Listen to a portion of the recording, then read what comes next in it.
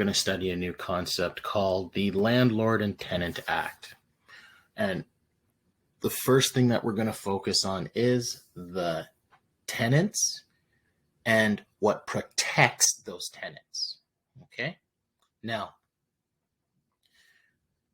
let's move on to the main concept of the day. So for part A, we're going to study the concept of the landlord's obligations, right? So what you want to understand is, so as a tenant, you need more than just a living space. In fact, the landlord has obligations in return for the amount of rent that you pay for the place that you rent. So when you pay rent for something like a house or an apartment that you're going to live in, here's what you need to know. Landlords, in this case, need to do the following. They need to keep the apartment in good condition. They need to fix anything that's broken through normal wear and tear. So, for example, if you had a faucet and you kept moving the faucet over several years, if the faucet breaks, he or she has to fix it.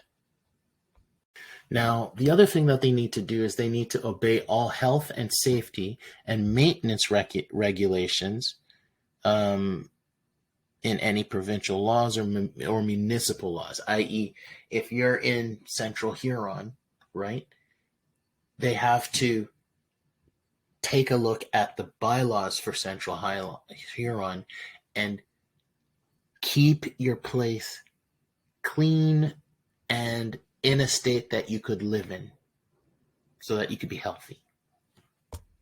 Another thing they can't do is to shut off the hydro, the fuel, or cold or hot water to you, the tenant. Okay?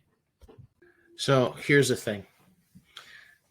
Another thing that can happen, or that a landlord needs to be able to do, is they need to be able to enter the unit without written notice if there's an emergency, like a fire.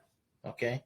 Now, a landlord should be able to get in as well if the tenant allows the landlord in, or if a care home attendant, somebody who goes and checks the house or comes in with permission, i.e., something in writing to let them in to do bed checks, to go and check the house.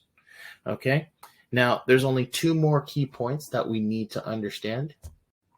Now, sometimes landlords can enter the rental unit without written notice between 8 a.m. and 8 p.m. if the rental agreement requires the landlord to clean it. So in some places, the landlord goes in and cleans the apartment, okay, or the room that you're living in. All right. Now, the last thing that we have to understand with the landlord obligations is this. So the last thing that a landlord needs to be able to do is the landlord has to be able to enter between the hours of 8 a.m. and 8 p.m. to make repairs or do work in your unit, right? Or to allow a potential purchaser or insurer of the building or lender to view the unit, because they need to be able to take a look at their investments, right? Now, you can also be looking at it. They can also be looking at it if they're looking to convert the unit, the place that you're living in, into a condominium. That's the only thing.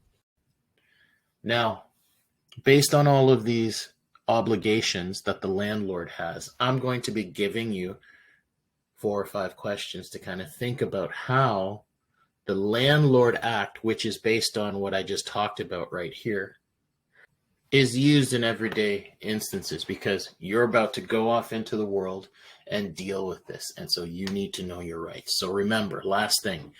So a landlord needs to keep his or her apartment in good condition. They need to fix anything that's broken. They need to obey all health and safety bylaws. They can't shut off your heat or water or fuel for you. They can only enter your unit with written permission. Okay? Or if it's an emergency, right? The other thing is If the landlord needs to go and show the apartments for renters or for people that are looking to buy the apartment or house or wherever you're in, they need to be able to get in between 8 a.m. and 8 p.m. But they need to do so with your permission. The other thing is, if there are repairs to be done, they're allowed to go in between 8 a.m. and 8 p.m. And 9 times out of 10, a landlord will ask you if they can come in, if it's something that is not an emergency to fix. All right. Your work is posted online.